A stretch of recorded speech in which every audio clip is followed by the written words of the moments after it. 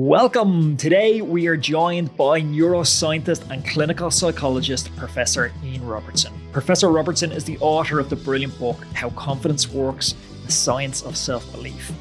Today we discuss something called a winning mentality, how you can cultivate it, and how once you have it, you can apply this successful mindset across multiple industries. We're going to talk about procrastination, strategies to overcome it, and to get you moving in the right direction. This is a wide-ranging conversation with a fantastic mind. Not everybody is ready to hear this conversation, but if you are, get ready to go deep. It's Professor Ian Robertson. Professor Ian Robertson, welcome to the podcast. Hi, good to meet you, Anthony. Ian, I talked to someone recently. His name was Jack Burke. And I know this is not an area of your specialization, cycling, but he's writing a book on how to be a pro cyclist. Now, when I started this conversation, the elephant in the room immediately was, well, he's not a pro cyclist and he's never been a pro cyclist. And yet he's writing a book about what it takes to be a pro cyclist. And as we unpacked the conversation, it just became more obvious to me that the high performers that I talk to, the guys who are at the top level of whether it's academia, sports, acting, there's something that links them, something that I almost couldn't articulate to him. But as the conversation went on and on and on, I just got a feeling going, he's a lovely guy. He's a great kid. I can see so much potential and physiologically so impressive, but he was maybe missing something that the great champions have, that the top achievers have. And I'm kind of fascinated on what that link is between peak performers in different industries. Do you have any idea what you think links those peak performers? Well, there was one piece of research that I know of, I didn't do it, looking at really the top performers in athletics. And the ones who really made it to the top. And a big majority of them had some adverse experience in their early life that was part of the motivation that they had. Plus, they had an early success. So for instance, a good example of this is Tiger Woods.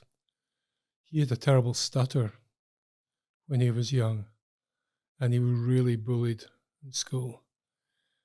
So that was, and that kind of can produce a hunger in people, that kind of, if they then find a route out of it. So that's where having an early success experience, either early amateur golf championship victories, and also encountering a potential role model, meeting at some point someone that you could then aspire to be like them.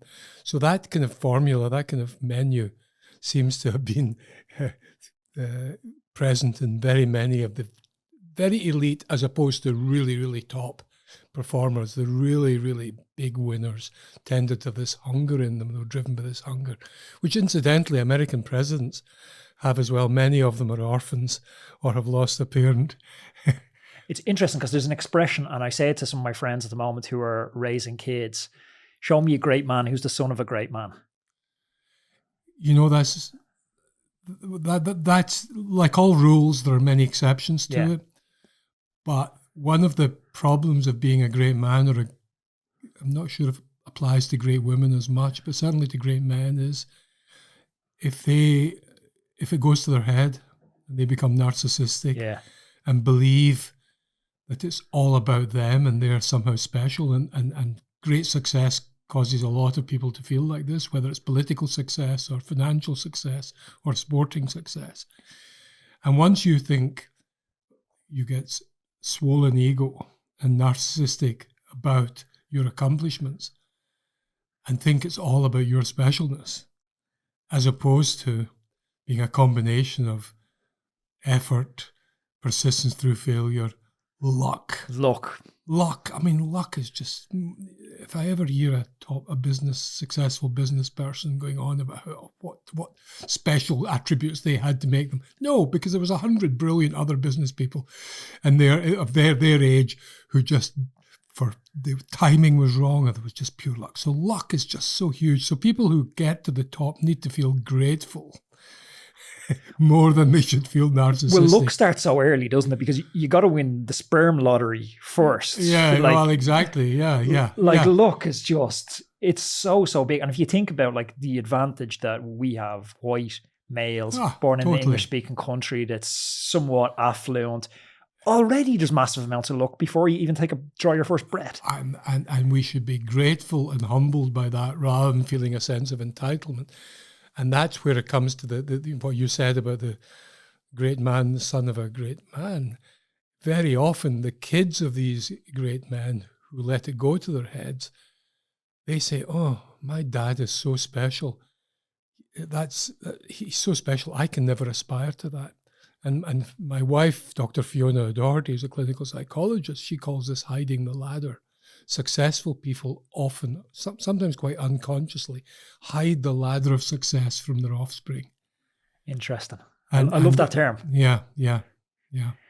There's another thread. I'm fascinated at pulling at this thread, and it's something I'm constantly looking back and listening back to podcasts when I get a chance to chat to these high achievers and saying, okay, this was one of his characteristics. Now let me go back and check. AI is obviously making this a lot easier. Let me go back and scrape the other transcripts and see if there's a common link here that anyone else experienced this.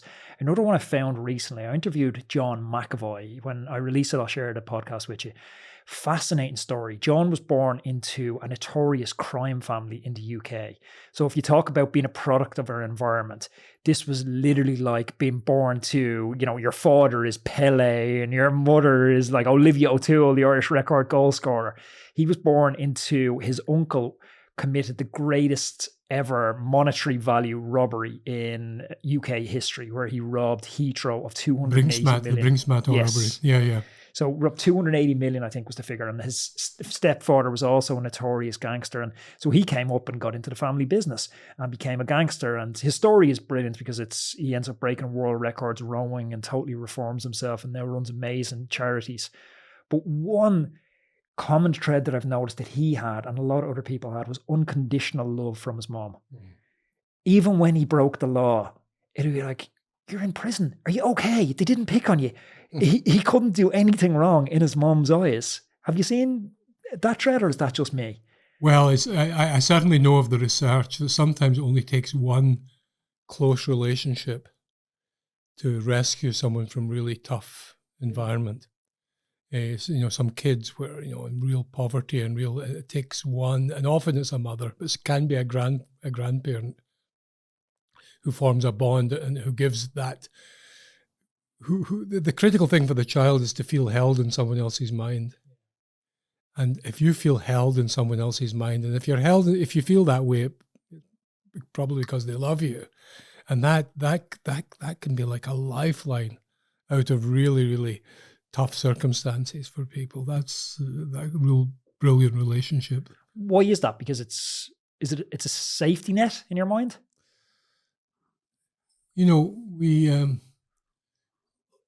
We've got these egos. We've got the self as a bit of a kind of story we tell ourselves, and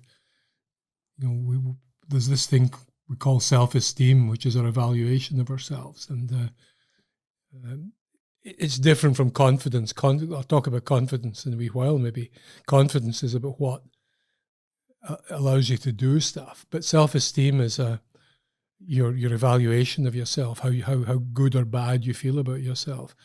And if, really most of who we are depends on us internalizing our relationships with other people. So if we have a poor relationships or relationships with people who treat us badly, that eats into our self-concept. That becomes a story of negative stories we tell about ourselves. All it takes, though, is one person who's like McAvoy's mother, who is there as this incredible source of affirmation for the ego, for that self, and that means that your view of yourself feeds off that affirmation in a way that maintains your mood and lowers your anxiety. It's an incredible resource to have, and there's very few things in life that are more important than that sense of being loved by someone unconditionally. So, like, if you're talking about self-esteem, like, how important is external validation in that? Obviously, I can look in the mirror and say, I'm smart, I'm smart, I'm smart. But if the market, if society is constantly giving me cues to the contrary that you're not smart, that I'm losing money in investments, that I'm getting fired from jobs, that I'm toxic in relationships, no matter how many times I validate that and I assure myself I am smart, I am smart, I am smart, if there's evidence to the contrary, it becomes difficult to believe that. Yeah, and maybe what we should be saying to ourselves is, I'm good, or I'm a hard worker, or I'm a good friend, or I persist through tough times, or I've got grit. Saying I'm smart puts you in the competitive game. What does smart means? One person's smart is another person's stupid. And that's one of the really bad things to say to a kid is, oh, you're really clever, you're really smart. Why? Because that cements into their mind what Carol Dweck calls a fixed theory about themselves. You've got this thing called smart or intelligence. And what happens and the same thing can happen for your view of yourself emotionally or personality. What happens to kids like that, who have this fixed view of themselves, is when they hit a difficult time, maybe they get rejected by friends in school or they fail an exam, they respond completely differently to a kid who has a more different theory of themselves, which is not to do with everything they've inherited. It might be, it's about how hard they work, how good their teachers are, luck, all of the real things that determine who we are and what we can do. When they hit a failure, they're much more likely to try and find out why they failed and learn from it. The kid who's got this fixed view of themselves, who thinks they're really smart, and they think, oh my God, maybe I'm not smart. And it becomes a threat to their ego, the failure. And they retreat from it, they run away from it mentally, and they get anxious about it, and they try and avoid other exams, etc. And they try and maybe engage in things called self-sabotage to try and preserve this view of themselves, this fixed view of themselves, because they have this wrong model of their abilities, which is that something that you either have or you don't have. And that's why we know that people who are motivated by external goals like being rich, being high status, or being famous, if you're motivated strongly by these their extrinsic goals, they're called, you're much less likely to be happy. So what if my self-identity was I'm an athlete? Yeah. For a long time, that was my self-identity, that I'm an athlete. And then I hit a period in my life where by any objective measurement, I wasn't living an athletic lifestyle. I was drinking too much. I was having too many late nights. I was skipping meals, eating takeaway. The total opposite of what you would anticipate an athlete to be. I was overweight. I was pretty miserable. But my self-identity never changed. I still see myself as an athlete. I see myself as an athlete who's out of shape. So when it came time to go back training, I immediately had a set of habits that I associated with an athlete. Okay, what do athletes do? Athletes lay their kit out the night before. Athletes make a plan for the type of training they're going to do. Athletes, they bulk cook their meals on a Sunday evening. So I was able to lean back into these habits because I had that identity of an athlete. But I found there was a crossroads in that where it was almost like I see myself as an athlete. This is the set of habits I know that athletes do. This is how I'm going to behave. I needed to either totally change how I viewed myself or step back into this world. That's a difficult crossroads to kind of navigate. Yeah. And it's very interesting. A couple of interesting things you said there, but this idea of how you see yourself, it happens to people later in life. People who see themselves as working, for example, as employed, or have a role, have an identity in their job, and then they retire.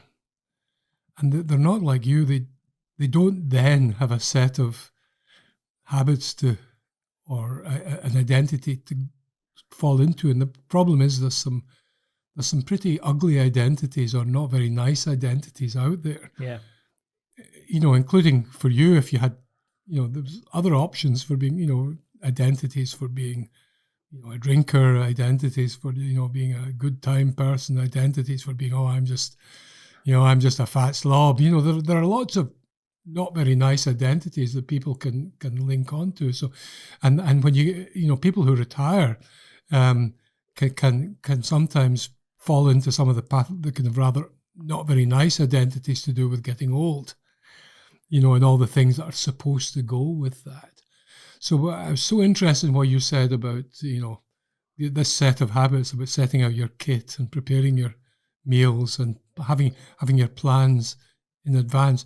All of these have been shown to be critical examples of critical steps in actually making it more likely that you'll get things done.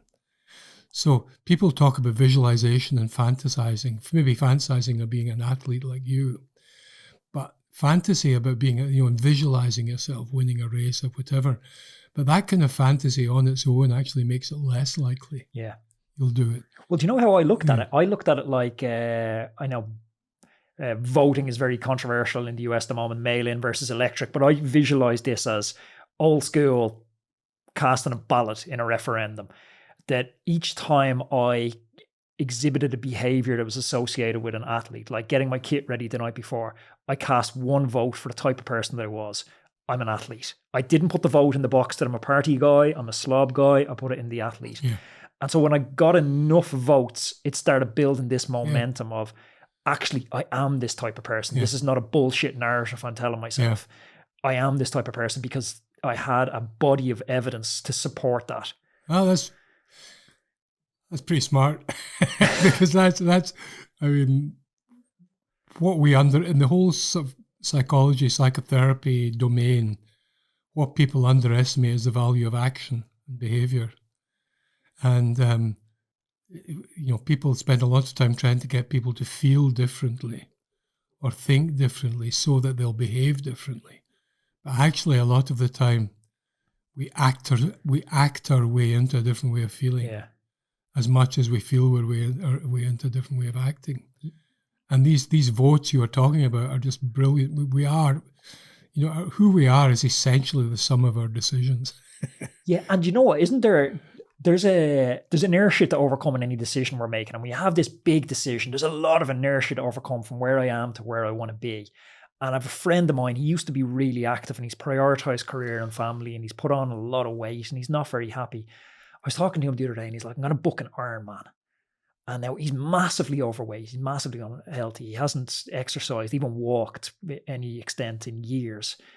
And I was thinking about it and I was like, his problem isn't that he's watching a lot of motivational videos and stuff. And he's like, I need a big goal. I need a shiny goal. I was like, you need the lowest possible goal that you can create momentum with. You need to find your cycling shoes because you're casting one vote then in, athletes have cycling shoes. Yeah. But when that goal is so far away, there's too much inertia to overcome between here and there. You're absolutely right. And we know that people who want to lose weight, if they fantasize being slim and they leave it there, they're much less likely to lose weight. The people who So this idea that you can visualize a big outcome like that, and you just visualize it and imagine it, and you'll somehow manifest that and make it happen. That doesn't happen. In fact, it's the reverse, because your brain treats it as if you've actually done it, and gives you a little bit of, "Ooh, I've done that," and all you've done is fantasize. So what you have to do, you have to visualize yourself taking the first small step, exactly as you said. And if you visualize that, okay, I want to. This guy. He wants to start doing Ironman. That's fine, having that as an ultimate goal. But he has to energize himself with that fantasy. But he immediately has to start focusing on the specifics. Said, okay, what am I going to do today? Okay, what I'm going to do today is I'm going to walk half a mile fast tomorrow morning. Then you have to say, well, when I wake up tomorrow morning, am I going to do that? Probably not. So I'm going to have to lay out my kit. I'm going to have to, what shoes am I wearing? Okay, how am I? Okay, and you have to think through the minutiae of the behaviors just to get that first step, to take that first step. And yes, you can be energized by the big Iron Man fantasy, by all means, but it has to be immediately focused on very tangible, intermediate, small goals that stretch you a bit. Because, you know, the other thing is, okay, I'll go for a run tomorrow, or I'll go for a fast walk tomorrow morning. And then you don't do that. You wake up and you say, I'm just going to stay in bed. I'm not going to do it. That reinforces a tendency to break the link between intention and action. And that, you know, the more you say you're going to do something and then don't do it, the harder it is for you to form a link between your intention and your action. Have you read Stephen Pressfield's book, The War of Art? No. Interesting book. So he talks about this procrastination, and he calls this concept resistance. And resistance is this internal force that blocks our creative or productivity type endeavors. And he sees this concept of resistance being overcome when we move from having an amateur mindset to having a professional mindset. And the example he gives is a factory worker. Like, what are the characteristics of a factory worker? Well, they show up on time every day for work. They show up regardless of if they're hungover, if they're feeling well. They clock on at a certain time. They clock off at a certain time. And, you know, we could list out the rest of their attributes for the next half an hour, but they have a set of attributes that collectively go at, well, that's a professional set of attributes. But then we bring it across to, you know, maybe the idea of losing weight. And what do? Well, we show up occasionally. Yeah. We kind of pick and choose when it suits us to eat well and not eat well. We don't have any consistency. We don't have any predictability. So he has this idea of transitioning from being amateur in our endeavors to being professional in our endeavors. I think that's a really smart idea, and I think it's a really good one, because we know that, you know, great creatives, we think, oh, it's just because they're geniuses. No, I mean, they do a lot of, I think Graham Greene, the novelist, I think he wrote something like 22 books before he had one published. Yeah. And it's like, if you want to build a new behavior or make some significant change in your pattern of behavior, and hence of your health and your weight and etc., you do have to treat it like a job. You have to treat it very systematically, as if you're training. Imagine yourself training a kind of 16-year-old into this job that you're doing. Yeah. And you have to really, really plan it in a very detailed way. And you have to, I think one of the big things about this kind of change is, and this resistance you're talking about, is people don't have a model of learning in their mind. They have this idea that people are either effortlessly accomplished or they're no good. This kind of, you know, the celebrity image that they're just good at that. Nobody is just good at something. David Beckham kicked the ball. You know, he could do that famous kind of curving, you know, shot in. He must have kicked the ball hundreds of thousands of times. His father made him do it, you know. And so that professional mindset requires that you treat any change in your life to equivalent to learning to ride a bike. And you think back, how long did it take me to learn to ride a bike? long time. There was a lot of times when you just fell off. You couldn't do it. So it was up and down.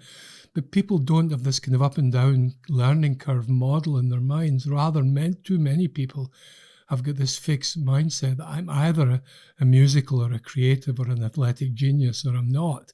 And and I've got to discover the inner genius rather than work in a very grueling and hard way to achieve that. Well, consistency is the cheat code, isn't it? Like, I'm looking at, my sister had a kid last year and he's just learning to walk at the moment. And I was around with him the other day, and it's consistency. He takes one step, he falls over. undeterred by his previous failure, he gets up and he takes 2 steps and he falls over. Yeah. And he just keeps repeating and repeating. And he's iterating, he's learning, but he's persistent and he's non-judgmental about his previous failures. Yeah. Everyone in life was able to do this. Like, how many adults do you know that can't walk? Yeah. We all figured that out. Yeah. But somewhere life beat us into this notion that if you have a failure, that's a signal you should stop. Oh yeah. My father left school at 14, and he was a smart guy, but he was made to feel stupid by the schools he was in, and who knows why, but it was just beaten into him that he wasn't academic, and he ended up he became an electrician. He was fine, but he was burdened by this image of himself as not being good at things. But it's not just like I remember it happened to me when I was trying to learn the guitar when I was in my teens, and I kind of never managed to produce a nice sound. I kind of gave it up and I didn't stick at it. It turns out I had a terribly cheap guitar with awful strings, and it was just one. It was nobody could make it sound good. So I developed this kind of idea of myself. I'm just not good, rather than analyzing why it was and persisting with it and having the goal and adopting, as you say, the professional mindset. But a lot of us don't say, I'm not going to diet. Instead, we phrase it differently because it's an easier sell to ourselves. My diet's going to start on Monday. We push the tasks away. We procrastinate on them because it's an easier sales play, because it's mentally, we don't have to say, I'm never going to do that. This is the future version. Seneca has a great quote, show me your habit. I don't know the future, but show me your habits and I'll show you your future. Yeah. We don't have this set of habits, but we're not abandoning this future vision of ourselves because we're not saying we'll never have these habits. I just don't have them right now. I'll start on Monday. I've been thinking about the high stress world that everyone's living in, cost of living crisis, cortisol levels with people stuck in traffic jams. Everyone I talk to, I'll say to them, how are you? I think there's 2 answers to that. There's the one answer, sure, I'm grand, the real Irish answer. But then there's the other answer behind that. And you dig a little bit deeper, a lot of people are saying I'm stressed. Do you think there's a link between stress, cortisol levels and procrastination? There may well be. I don't know what the research shows. I wouldn't be surprised if there was. The thing about stress is it's a perception. It's the perception that the demands being made on you exceed your ability to cope with them, and the resulting emotion is anxiety. And anxiety clouds your thinking because of its neurochemical effects in the brain, and because you're thinking lots of thoughts about what you're not doing and what might happen and possible bad things that might happen. So and that leaves you less mental space to think clearly about what you can do to sort specific problems. And so stressed, anxious people waste a lot of mental resources agonizing about worrying about their present situation. Whereas if they could channel that into a specific goal and say, right, okay, what are the set of problems facing me? Okay, I'm not earning enough in work, or this commute is killing me, or I've got all this stuff going on at home. It's about breaking down the things that are stressing you and thinking clearly about them, and then picking them off one by one and saying, okay, I want to make one small change to make that one thing a little better. So that's where this action business becomes absolutely just taking one small step, just taking one piece of action. So just to interject and unpack that a little bit for clarity. So it's actually, when we use this catch-all term stress, that's actually not too accurate. It's excess stress. It's stress beyond our capacity to deal with stress. Well, you can take the identical situation that 2 people face, and one person will feel stressed by it and the other will not. And that's because of different perceptions of what is stressful or not. And basically, stress arises because you're paying attention to bad outcomes, and you're more likely to be remembering previous bad things. So stress biases your attention towards thinking about things in the future and things in the past, which, when you think about them or notice them, make you more anxious, and that compounds it. So it becomes a self-fulfilling prophecy. Self-fulfilling, it multiplies.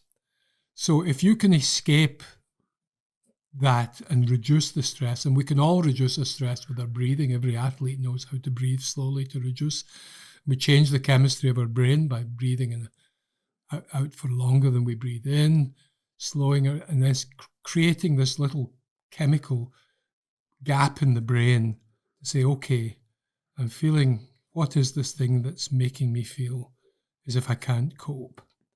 And then just identifying one of maybe several things and say, right, what can I do about that?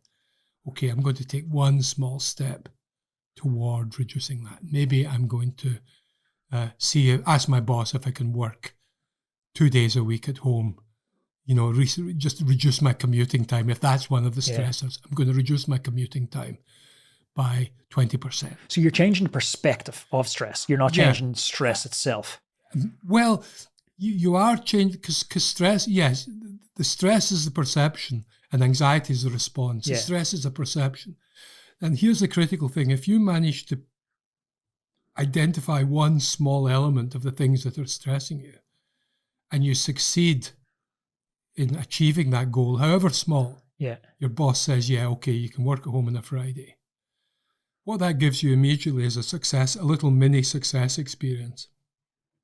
That increases dopamine activity in the brain's reward network, which is a natural antidepressant and a natural anti-anxiety drug. Okay. And that lifts your mood, and you get this. And the critical thing is, mentally, it gives you a sense of control. Because the thing about stress is you're feeling out of control because you're feeling the demands made on you are greater than your ability to cope with them. And if you can start to feel more in control, that is enormously rewarding. Feeling in control and having choice are for not just for humans, but for many animals, are a critical, rewarding stimulus. I know how serious you take your goal setting, whether they're fitness or life-related goals. If you're looking for a powerful ally to support you on this journey, look no further than Huel. Huel has become my secret weapon for when I don't have time to prepare a balanced meal. It ensures I get the nutrition I need without sacrificing time or taste. Plus, it stops me from reaching for that takeaway menu. I always throw a bottle into my backpack when I'm heading into the city to work, and it stops me eating junk convenience foods, snacking on croissants and bars of chocolate, because I know they don't support my training goals. It's a handy, nutritious meal on the go, and it's got over 22 grams of protein. Huel is perfect for athletes that don't have time to cook or prepare food before a training session. It's convenient, nutritious fuel at your fingertips, ensuring you hit your daily fueling needs for that session. Huel Ready to Drink has 26 essential vitamins and minerals in every single bottle. You're getting a whopping 175 health benefits. Plus, it's made from natural ingredients like tapioca, sunflower seed, coconut, and more. The best part? It's the flavours. There's 8 crazy, beautiful flavours. Iced coffee is what's in my backpack right at the moment. You can get Huel directly to your home. All you got to do is head on over to the Huel website, huel.com/roadman. This is super interesting. I want to talk about the inverse of this. Did you ever hear of the idea of the rub? You hear athletes talking about the rub. The rub is fascinating. You'll love this. So it's like, if you're a basketball fan, Michael Jordan's the greatest basketballer ever. You could get a mediocre player and you put him into Jordan's team, and just by his proximity to greatness, you get what's called a rub off Jordan. You get whatever it is, the French call it the je ne sais quoi. You get that magic element of being around them. But that idea of the rub, and I heard a podcast on it recently, got me thinking about this winning effect. Because when I chat to these high performers, they're able to transcend multiple industries and reinvent themselves multiple times. You think of Arnold Schwarzenegger, Mr. Olympia, Hollywood movie star, governor. How is he able to reinvent himself into 3 totally unconnected industries and achieve massive success in all of them? What is that winning element that connects them? Yeah. Well, I mean, you mentioned the winner effect, which is something applies to humans and to animals. It's the fact that the greatest source of success is success. And it's because success has profound chemical effects on the brain and as well as psychological effects on the mind. that it makes future success more likely. So a small success slightly increases your chances of the next encounter being a success. And it starts out very small, but it's like compound interest. It actually grows exponentially. And so success breeds success. Now, there's not many people manage that in multiple fields like Schwarzenegger, but the fact is he was both smart and physically well endowed, and and a good, well, reasonable actor. We could debate that one. And he was a personable guy for politics, and so but there's no doubt about it that we can all engineer the chemistry of our brain in different ways depending on what we do. And one of the most powerful ways of doing it is for the dopamine system is by setting goals for ourselves that give us success experiences, and then harnessing the winner effect and that's the whole source of most people's confidence. Yeah. Would it be fair to say that the biggest predictor of winning is previous winning? Yeah, it is. I mean, it's not the only predictor, because we see famous teams or individuals who stop winning. But I had a really interesting discussion with Sonia O'Sullivan once, the Irish legend, and she was telling me about how in the Atlanta Olympics she was a hot favourite, and she just bombed out completely. And she describes how the expectations were massive on her there, and she just flunked for various reasons. But she described how she went back to London, where she was living at the time, and just forgot about Olympic medals, forgot about the Olympics, and she just changed her attention. What she paid attention to changed. And what she paid attention to was her time for the next Saturday road race in some grim February day in outer London, and her, can I knock a couple of minutes off my time? Well, it's back to this real stoic idea, isn't it? Of control the controllables. Can control the controllables and just build up and so what we pay attention to really determines how we feel, but also what we do and how motivated we are. And she ends up getting a silver medal in the Sydney Olympics. But do you know what showcases this idea of what predicts winning is previous winning? For me, I went to quite a working class public school. And in this school, it's funny observing it now in my 20 years since graduating the high school level. And the disparity between the people that done the best and people that done the worst is massive. Yeah. Like, I'm talking from people who are massively successful, venture funds, barristers that are starting to push into the judiciary, versus gangland. Yeah. Versus dead in gangland at the worst case scenario. Yeah. And a lot of what you're talking about goes to, obviously it's very multifaceted and it's not one thing, but those early wins where one person achieved success and another person achieved failure, they can potentially snowball into, two ships leave port. Oh, yeah. They're just going one degree different direction. They end up miles apart. Oh, yeah. And, particularly just when kids are in their, 10, 11, 12, 13, 14, 15, it's just this... The directions they can take in life are just so enormous. As you say, it just takes one wrong decision to go one route. But I'd say one of the most interesting things about this whole area of, say, stress and confidence and success is the kids who manage to get through in spite of adversity end up much more emotionally tough. Yeah. And much more motivated. There was I think in Oxford University they were finding that there was kids coming in from blessed, privileged backgrounds with huge A-level results, top performance in the interviews, versus working class kids who were coming in with much lower attainments. But they were finding actually the grit of the working class kids with good attainments, but nothing compared to the privileged kids ones, were actually having better success later on. Yeah. it's my dad for a long time. He was the chairman of the local football team. He founded the local football team. And looking back when I got that, as you're a kid, you just think, well, that's normal that he goes up every night of the week, putting up nets, marking pitches. I just thought that was normal.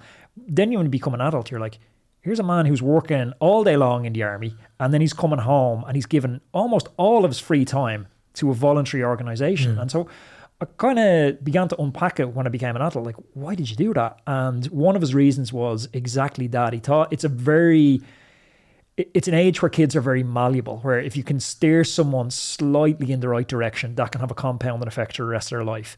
He wasn't trying to make professional footballers that are going to go off and play for, Celtic out your part of the world or Rangers. He was, can I steer this kid on a slightly better path? And can that decision compound and compound and compound? And with just the wisdom of years, I just thought, what a noble pursuit. And we just don't have enough people giving back to voluntary organisations like that anymore. I mean, that's the GAA is an amazing organisation for that. People doing stuff for absolutely nothing. And yet, what we know is people that are involved in organisations like that, people your dad, end up happier than people that are chasing the big bucks or the big status or the big cars.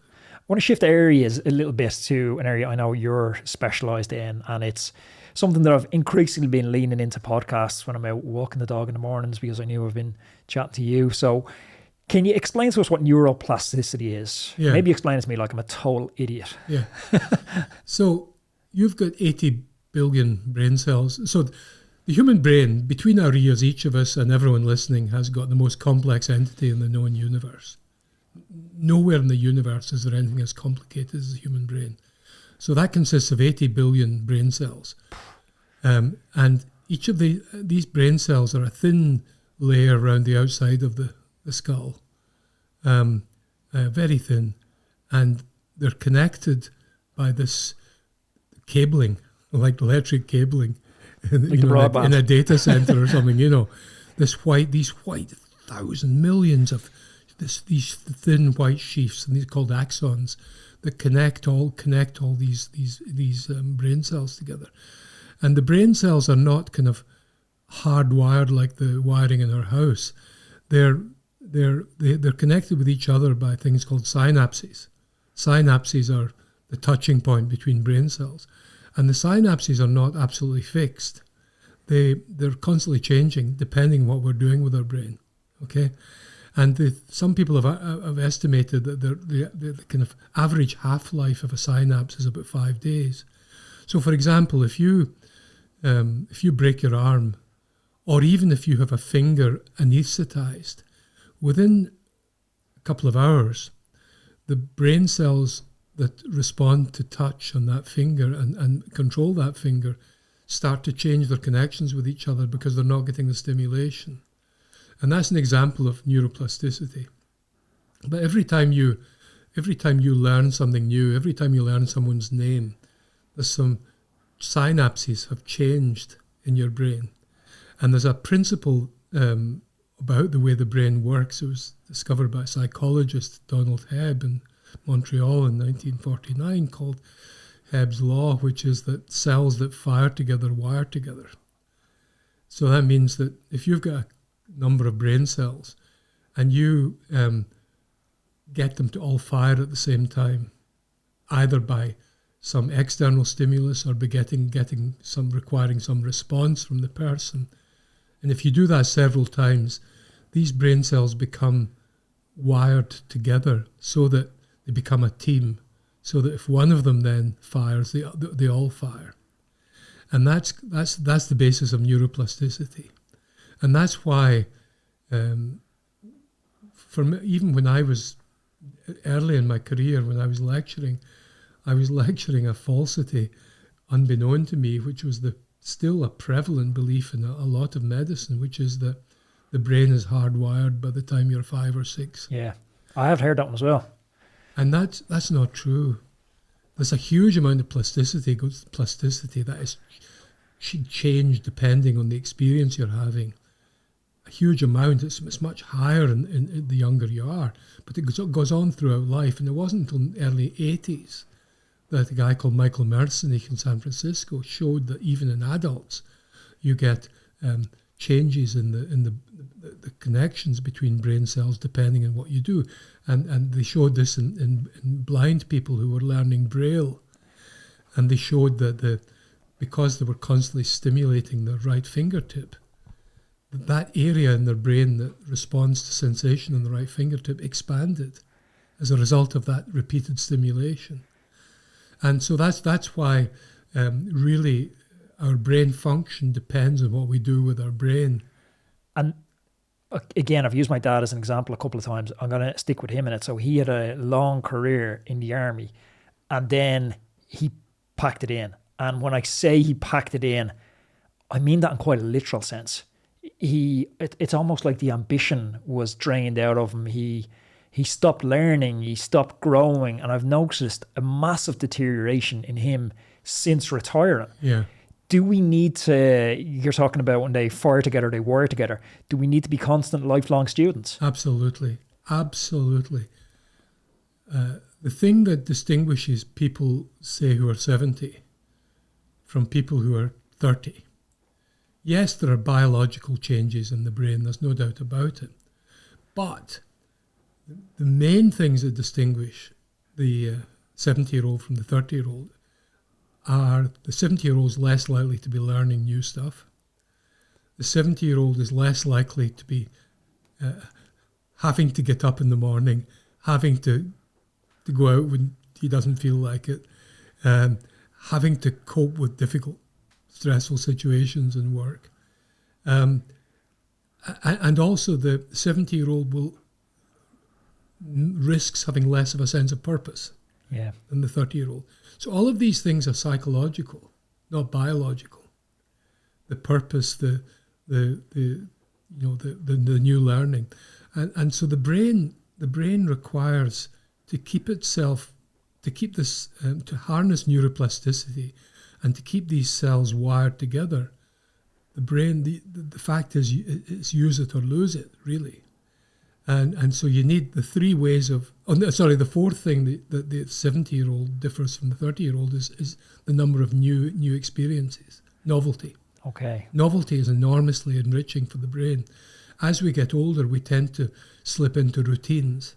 So nothing surprises us. Yeah. Except if something bad happens, and then it's not a very nice surprise.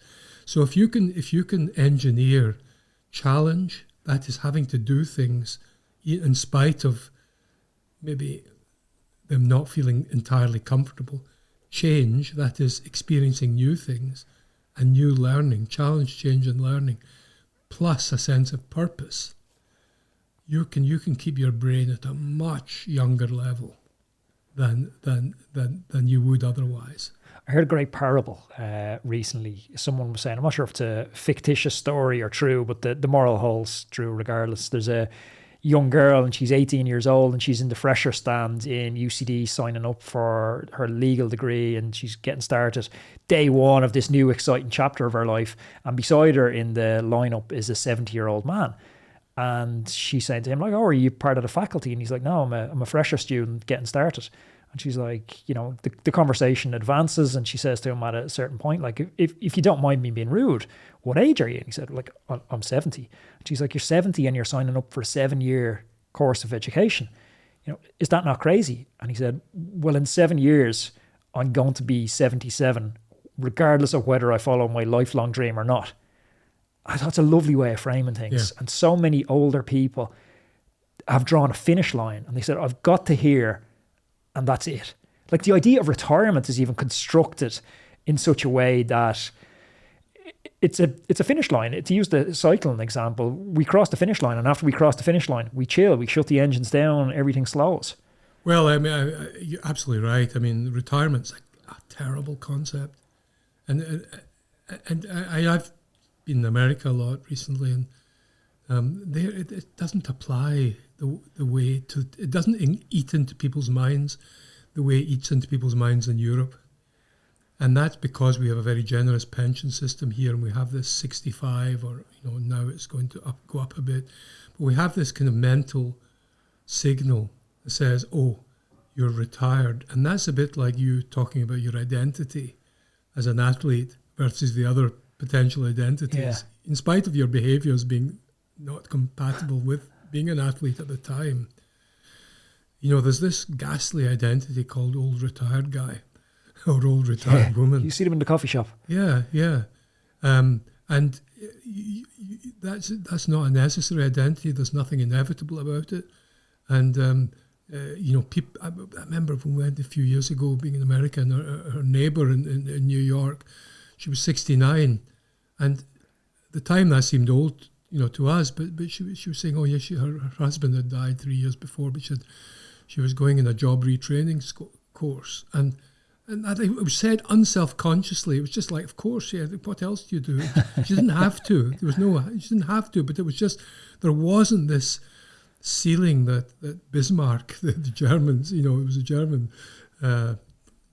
Bismarck who brought this idea of retirement. It was a very nice idea, but when that happened, when he brought it in, the average life expectancy was 2 or 3 years after 65. Yeah. Now, if you're 65, and you're living in Ireland or America or Britain or wherever, you can expect to be living till 83, 85, and really old age, if you've been lucky in your health, or been fortunate in your health, then really old age doesn't really kick in terms of the ailments until your 80s, mid 80s maybe. You looked at the blue zones. Yeah. I mean, it's remarkable. And interesting. And they're. I mean, the critical thing in blue zones is relationships, community, and purpose, sense of purpose. And the thing is, community gives you a sense of purpose. If you're linked in with other people and feel committed to a community, for example, yeah. But what's interesting about that, putting my undergrad economics hat on, we're in a time of massive inflation, cost of living crisis. What happens at a time like that? More people rent and fewer people buy. If you rent, you're less likely to know your neighbours. Yeah. You're less likely to be attached to the community. And that has a knock-on mental health effect as well. So it's when you look at something purely through an economic lens of what effect does moving inflation up or down a point have, you never think about that externality of what knock-on effect is this going to have on community, on dementia, on life expectancy. Yeah. I mean, there are, some countries where rental is the norm and where communities can be built in spite of people renting. But where is kind of unstable renting? You're right, and that's why, people can build community. I mean, the great advantage of technology is people can build communities remotely. even remotely, or at least semi-remotely, as well. And it's just so we're a group species, and we need each other, and we need to not see ourselves too much as John Wayne figures, sole actors in the world, and to the extent that we particularly contribute to a community like your dad did, and like people in the GAA do in Ireland, the more you behave altruistically like that, the happier you'll be. And the more of a sense of purpose you'll be. There's no rocket science in having the qualities that lengthen your life, which are a sense of purpose, happiness, connection. It's about contributing positively to your community. Yeah, fully agree. And I think a lot of the institutions we've built don't serve that. A lot of the institutions and even the technologies that we're continuing to build, they precipitate this idea that it's you or me, when the reality is it's you and me. Yeah. We can all win. Yeah, absolutely. The zero-sum game is a dreadful byproduct of a very individualistic society, and your success is my success, and to the extent that people can feel that, then they can be just physically much better, because we know, I mentioned earlier that Oscar winners can live 4 years longer than do live on average 4 years longer than Oscar nominees, and that's not because they're richer or more famous. It's because they're taking out the rat race of competition. And to the extent that we can feel we can do that without winning an Oscar, we can do that by feeling there's a common purpose and a common sense of shared success, if you like. Just to finish up and make this a little bit prescriptive for people listening. Yeah. You talked about this idea to stave off a lot of the ill effects of aging, of having challenge, novelty. Is there like a minimum effective dose for this type of stuff that people need to be looking to engineer into their lives? Look, everyone needs to look after their body. You as an athlete know that. If you don't use, if you sit a lot, if you sit too much, the older you get, the more you need to exercise, not less. So you need to do the flexibility, the weight, the resistance training, and the aerobics. You have to do that, and we know that there's guidelines for that. For 10,000 steps a day and etc. But the critical thing is a sense of curiosity. If you're curious about the world, you'll be engaged with the world, and you'll live longer because you want to know what happens. Yeah. Curiosity Generates novelty. So you even though you're disabled and sitting at home, if you're curious, you will feed your brain with novelty. When you experience novelty, your brain triggers the release of chemicals that are incredibly good for your brain in the right doses, noradrenaline. If you then set goals for yourself, particularly goals that are about helping other people or being generous, that also releases different sets of chemicals. The success will release dopamine activity in your reward network. The altruism and the helping other people will release, in addition to these, oxytocin and binding hormones, and so socially binding hormones. So you can tamper with the pharmacy in your own brain and produce incredibly positive effects by just quite simple, non-rocket science ways of engineering your own life. I think that's brilliant, Ian. Thank you very much for your time. Thank you, Anthony. If you enjoyed this conversation, please click up here. There's another video I know that you're absolutely going to love. And we're just getting started, so subscriptions really matter. Click over here and subscribe to the channel so you don't miss any of our amazing upcoming guests.